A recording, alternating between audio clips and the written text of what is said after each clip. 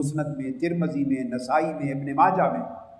آقا علیہ السلام نے الفاظ فرمایا انی تارک فیکم، میں تم میں ایک ایسی چیز چھوڑے جا رہا ہوں، ما ان تمسکتم بہ لن تضلوا بعدی،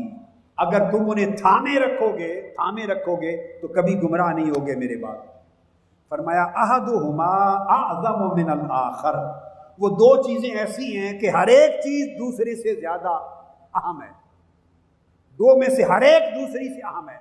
مطلب یہ کہ ان دو میں سے کسی ایک کو تھام کر ہدایت نہیں پا سکتے،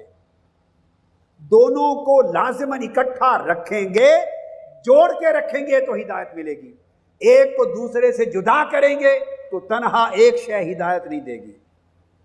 تنہا دو میں سے ایک شے ہدایت نہیں دے گی، یہ فرمایا۔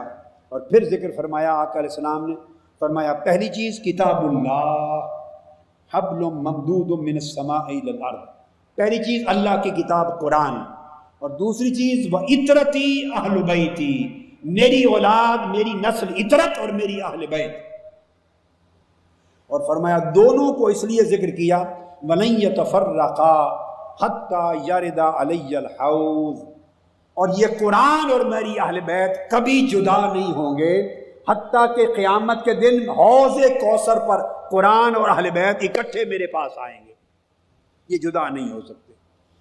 فَانظُرُوا كَيْفَ تَخْلُفُونِي فِيهِمَا، دیکھنا ان دونوں کے بارے میں میرے بعد تم کیا رویہ اختیار کرتے ہو۔